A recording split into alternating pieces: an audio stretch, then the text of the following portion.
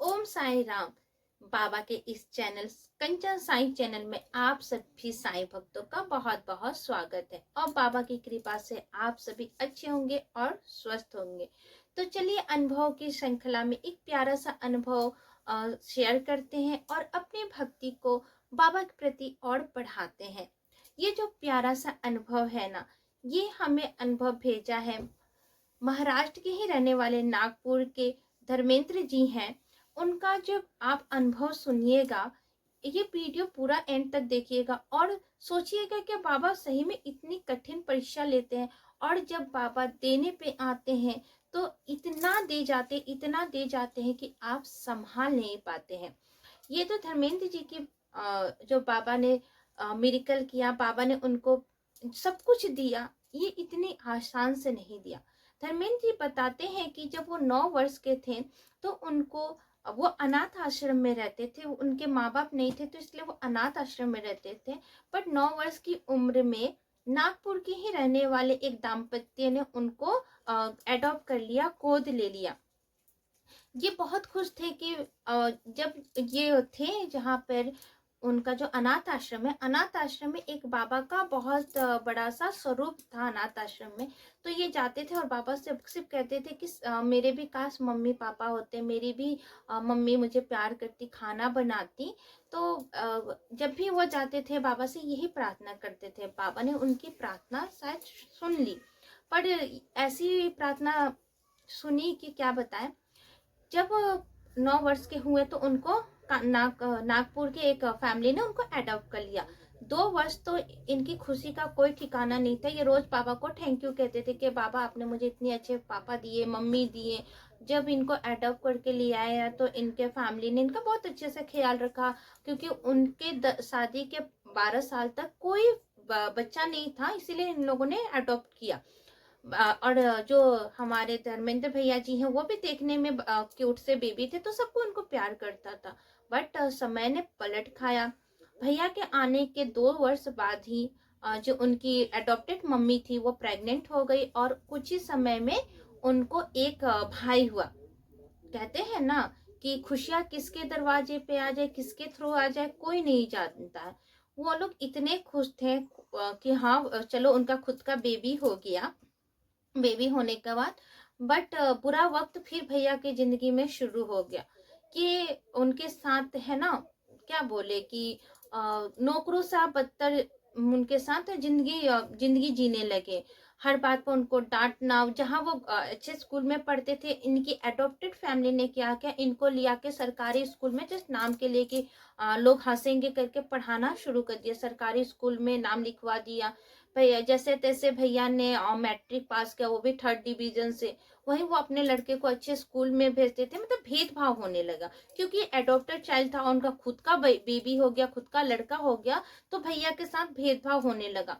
तभी भी ये बाबा से अब शिकायत नहीं करते थे, क्योंकि अब इनके मन में ये आ गया था ना कि मैंने एक बार बाबा से रोज मैं विश मांगता था, प्रार्थना करता था कि मुझे फैमिली चाहिए, फैमिली चाहिए। और इससे अच्छा तो बाबा मेरी विश को स्वीकार ही नहीं करते, मेरे सपने को सपना ही बने रहने देते। क्या होता, मुझे थोड़ा सा दुख होता कि बाबा मेरी प्रार्थना नहीं सुन रहे। लेकिन बाबा ने दिया सब कुछ, और देने के बाद भी बाबा ऐसे दिए कि ऐसे दिए बाबा की।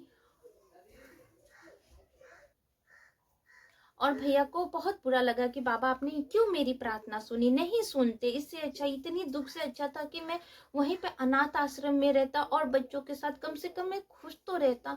बाबा के साथ कोई नाराजगी नहीं थी और ना ही कोई इच्छा था, ना मांगने की दुआ थी, ना कुछ पाने की लालसा थी। भैया इतने गंभीर हो गए। अब यंग पर्सन जब वो बड़े हुए, 20 इयर्स 20 साल के हुए, तो उनका मतलब जिंदगी और बहुत बुरा होने लगा उन लोगों ने। जबकि दोनों पढ़े लिखे फैमिली से थे। अंकल जी जॉब करते थे, जो भैया के अडॉप्टेड फादर थे वो बैंक में जॉब करते थे। और ये खुद जो उनकी मदर थी वो भी कहीं पे प्राइवेट जॉब करती थी। सारा काम भैया के ऊपर, घर पोछा बर्तन खाना बनाओ, एवरीथिंग सब सब भैया के ऊपर। जो उसका जो उनका जो भाई जो जो भाई था वो भी इनको नौकर से कोई कम नहीं समझता था। हर बात पे ताने मारना, कुछ गलती करे तो भैया का नाम दे देना, सब मतलब एक नौकर की भी लाइफ में सुकून है, क्योंकि अगर उसकी इच्छा है तो आप उसका मान सम्मान या प्यार से बात करते या अच्छे से काम करवाते तो आपके घर में वो नौकर काम करेगा, अदरवाइज वो दूसरा घर देख लेगा। पर भैया के पास वो भी ऑप्शन नहीं था। भैया ना किसी को बोल सकते थे, ना रो सकते थे, ना किससे शिकायत करेंगे। वापस उस जो जहाँ से वो आए थे वहां भी भैया जा नहीं सकते थे, क्योंकि वो थोड़ा दूर पड़ता है और वहां पर अब बड़े यंग को तो वहां पर रखेगा नहीं, ये है ना, छोटे बच्चों के लिए ही रहता है अनाथ आश्रम, बड़ों के लिए तो शायद रहता नहीं है। भैया के मन में भी ये कंफ्यूजन। लॉकडाउन तो उनकी जिंदगी का सबसे, कहते हैं ना, सबसे खतरनाक, सबसे बुरा समय था। कभी कभी उनको मन में आता था कि मैं सुसाइड कर लूं। सुसाइड भी कर लेते तो उन लोगों को तो कोई फर्क पड़ने नहीं वाला था। अकेले ही भैया को पूरा घर पहुंचा रहा, घर पेंट करने के लिए दे दिया। थोड़ा सा अगर कुछ होता तो मारते थे। बताइए, 20 साल के लड़के को आजकल के टाइम में कौन मारता है। भैया, वो भी भैया के साथ मारपीट होती थी। उसमें भी घर पूरा पोछा लगाओ, बर्तन झाड़ू पोछा, खाना बनाओ, कपड़े धो, और फिर उसमें पूरा घर पेंट करो। इतनी बदतर जो लॉकडाउन थी ना, उनकी जिंदगी इतनी इतनी बुरी थी, इतनी बुरी थी कि वो कहते हैं कि भगवान ना करे कि मेरे साथ दुश्मन को भी, जो साथ मेरे दुश्मन भी है ना, भगवान उसको ऐसी जिंदगी नहीं दे। क्योंकि भैया के मन में तो एक अफसोस था कि बाबा ने मेरी विश पूरी की और मुझे इतना गंदा बदतर जिंदगी दिया, उससे अच्छा है ना हम अगर मानते हैं और वो हमें मिल जाए, और मिलने के बाद अगर ऐसा रिजल्ट मिले तो किसको खुशी होगी। तो वो बाबा से शिकायत नहीं करते थे। लेकिन इसी बीच में जब भैया सब्जी लाने जाते थे ना, तो उनकी पड़ोस में एक आंटी रहती थी जिनके दो बेटे थे, और वो आंटी वहां पर फैमिली रहती थी। तो जब जाते थे ना, अब सब कोई साउथ इंडियन जितने लोग होते हैं तो वो अपने बाबा जो साईं बाबा के जो तस्वीर है या स्वरूप है वो अपने बारांदा में ऑफकोर्स लगाते ही लगाते थे। ये जब निकल के जाते थे ना, बस बाबा को देखते थे, उनका मुस्कुरा हुआ चेहरा देखते थे, ना कुछ शिकायत करते थे ना कुछ कहते थे, बस देखते थे। धर्मेंद्र भैया बताते हैं कि जब वो बाबा को, जब ये बहुत दुखी होते, मान लीजिए मारे, 2-2 दिन तक इनको खाना नहीं देते थे। अब कोस इंसान है तो गलतियां होते ही थी। प्लेट टूट गया, कप टूट गया, या खाना में नमक ज्यादा हो गया तो भैया को खाना नहीं देते थे। एक जवान आदमी को पूरा खाना चाहिए, एक टाइम का रूखा सूखा मिला, जो बचे हुए प्लेट में रहते थे उनको वो खाना मिलता था। तो वो कितना सर्वाइव कर पाते। बस जब वो अंदर से बहुत दुखी होते थे, बहुत दुखी, जब उनके अंदर आत्महत्या करने की कुछ कर लो, पर जाए तो जाए कहाँ, कहीं जाने के लिए भी तो पैसे चाहिए। वो जो उनके एडॉप्टर माँ बाप थे तो उसको पैसे भी नहीं देते थे। फ्री फंड का नौकर था, जहां मर्जी जहां भेज दे, सब्जी लाने के भी ले जाओ तो हिसाब से पैसे देते थे। तो पैसे होंगे तभी तो ये कहीं पर जा पाते, कहीं भाग पाते, या कहीं जाकर कुछ खा पाते। इतनी गंदी बदतर जिंदगी थी उनकी। बट वो जब निकल के जाते थे सब्जी लाने के लिए, तो उनके पड़ोस में जो आंटी रहती थी, उनके वहां बाबा का स्वरूप देखते थे। बस उनको उनका जो बाबा का जो मुस्कुराता हुआ चेहरा देख के ये संतुष्ट हो जाते थे, ना शिकायत नहीं करते थे। भैया कहते मैं कुछ भी नहीं करता था, या मेरे मन में कुछ भी ऐसा नहीं था कि मैं बोलूं क्यों ऐसा कर रहे हो, क्यों ये किया, कुछ भी नहीं करते थे। जब उनका मुस्कुराता हुआ चेहरा देखते थे, बाबा का मुस्कुराता हुआ फेस देख के इनको एनर्जी मिलता था। बस सारे दुख भूल जाते थे, एनर्जी मिल जाता था, फिर अपने घर काम करते थे, अपना जो करना था करते थे। 2023 में जनवरी के टाइम में ये पड़ोस की जो आंटी थी ना, इनको भैया पर शायद दया आ गई हो, दया आ गई थी उनको बहुत, मतलब भैया को मानती थी, प्यार करती थी। तो जब देखती थी कि घर में कोई नहीं है ना, तो आंटी आ जाती थी। आती थी तो इनको भैया से बात करती थी, कभी कभी रोटी लेके आती थी, कभी इडली बना के लेके आती थी, दे देती थी कि बेटा तुम खा लो। भैया मना करते थे, अगर घर वाले को किसी को पता चल गया, आजकल तो सब जगह में सीसी कैमरा लग गया, अगर किसी ने देख लिया या कभी वो रिकॉर्ड हो गया तो फिर मुझे फिर पिटाई खाऊंगा, मैं मार खाऊंगा। तो भैया अवॉइड कर देते थे, मना कर देते थे। पर बेटा भूखी पेट तो रूखी सूखी भी खा ले, तो चुपके से भैया बोलते थे आंटी को इसको उधर कोने में रख दो, काम करते करते वो छुपा। इतनी मतलब बुरी थी, खाना खाने के लिए भी उनको छुपा के खाना खाना पड़ता था, इतनी मतलब बुरी जिंदगी थी उनकी। 2023 में जनवरी का टाइम था, 1 जनवरी को। तो आंटी ने कहा, आई आंटी इनके घर पे और इनके एडॉप्टिव मम्मी पापा से कहने लगे कि हमें 2-3 दिन के लिए आपका लड़का चाहिए, इसको हम लेके जाए साथ में, बहुत लगेज है, हम लोग जा रहे हैं बाबा के दर्शन, शिरडी जा रहे हैं, तो हमारे पास बहुत सारा लगेज हो गया है, तो उठाने के लिए एक आदमी चाहिए।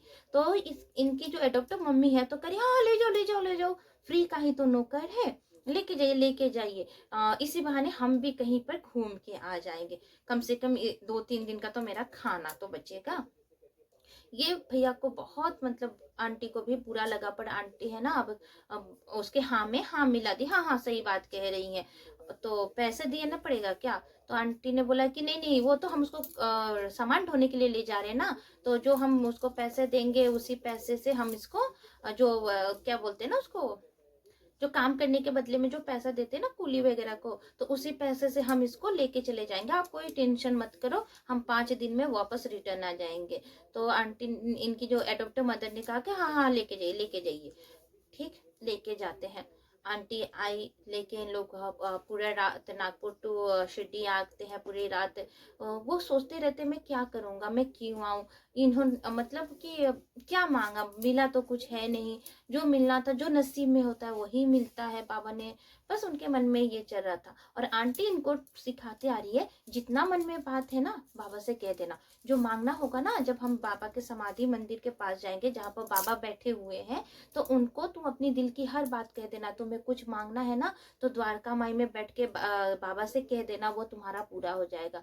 बट भैया मांगे तो मांगे क्या, मांगे थे तो मिला ऐसा, मन में तो वो तो था ही कि मांगे ऐसा मिल गया ऐसा, और कुछ शायद उनके मन में, भैया कहते कि मेरे मन में डर भी था कि मैं शायद हो सकता है ना मैं वो क्या बोलता हूँ नेगेटिव, वो है दुर्भाग्य, क्या बोलते हैं उसको, नेगेटिव बच्चा हूँ, कि पैदा होते होते माँ बाप ने अनाथ आश्रम में रख दिया, और उसके बाद जब माँ बाप मिले भी तो नौकर से भी गंदी जिंदगी जी रहा हूँ, और कुछ मांग लूँ क्या पता इससे बुरी हो जाए, उससे अच्छा जैसे कट रहा है, कम से कम रहने को छत है, नाम के लिए ही माँ बाप है, नाम के लिए ही एक भाई है, खाने के लिए 2 वक्त की रोटी मिल रही है, पहनने के लिए पुराना उराना कपड़ा मिल ही रहा है, चलो जिंदगी तो कट ही रही है, ऐसे ही कट जाएगी, एक दिन मौत आएगी और मैं दुनिया छोड़ के चला जाऊंगा।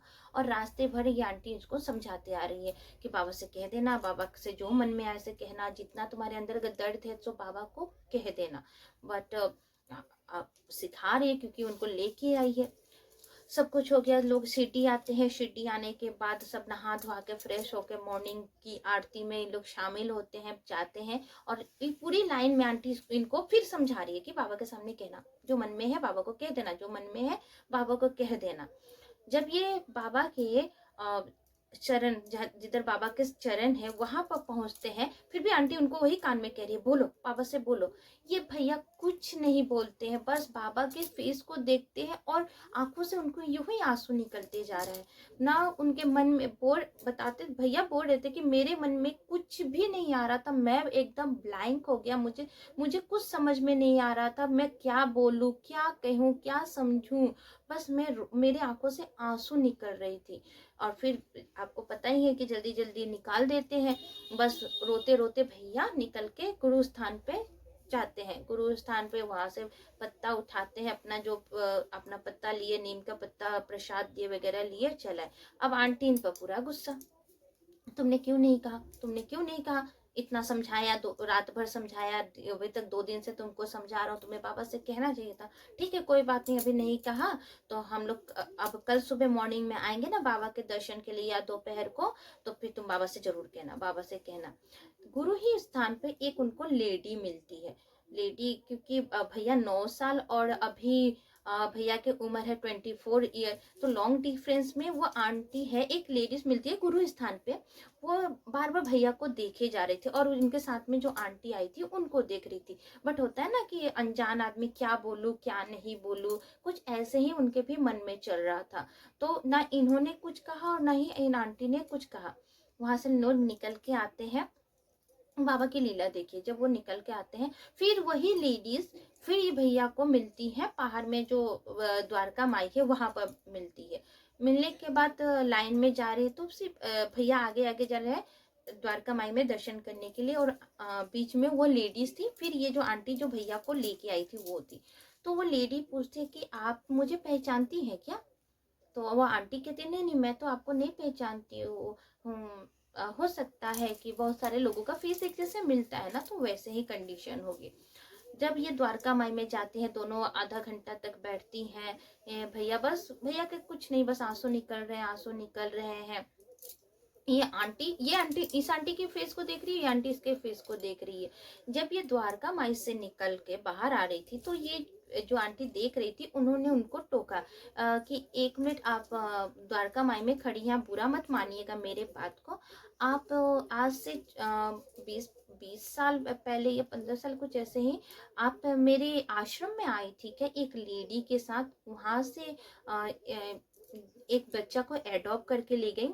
तो आंटी को झट से याद आ गया कि हाँ हाँ हाँ हाँ, कि हम ही आए थे, और जिस लड़के के बारे में आप बात कर रहे हैं ये तो वही लड़का है।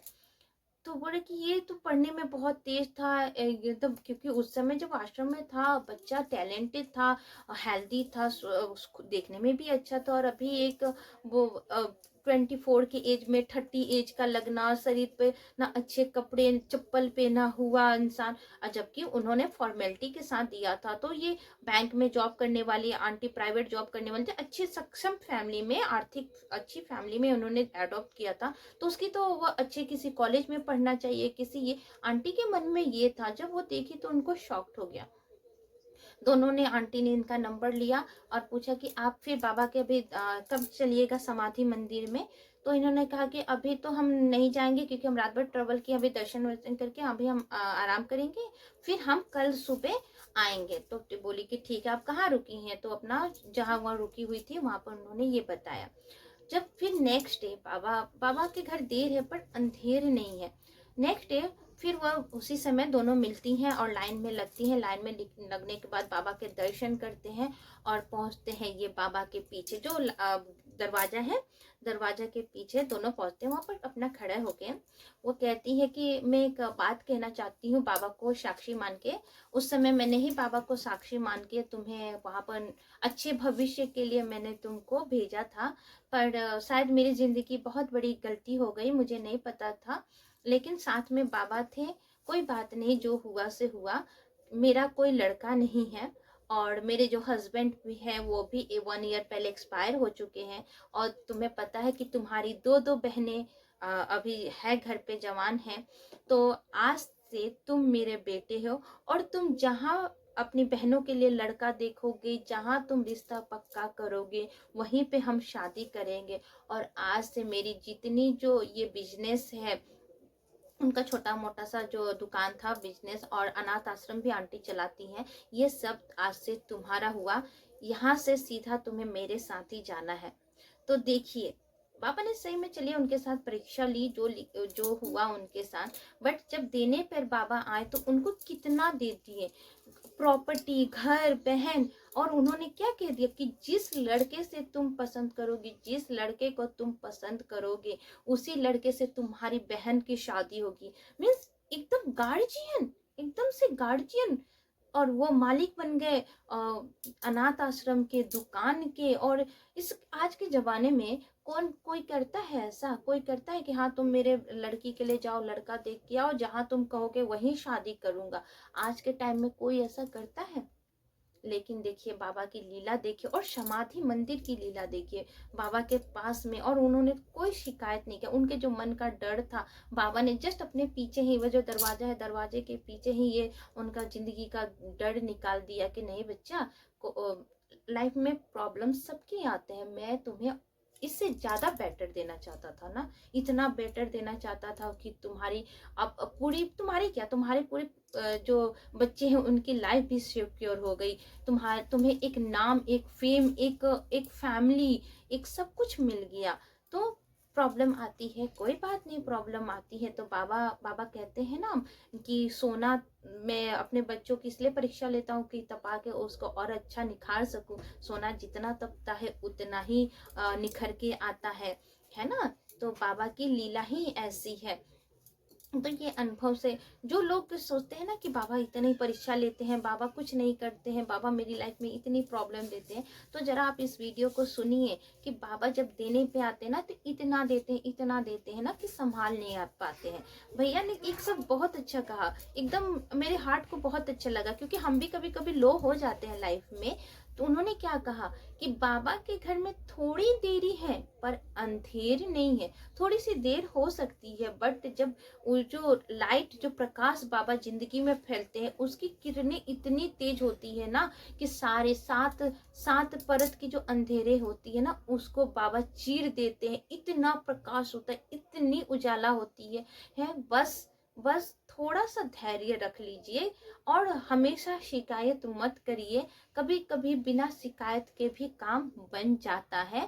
तो आप सबको ये भैया का अनुभव कैसा लगा जरूर कमेंट करके बताइएगा।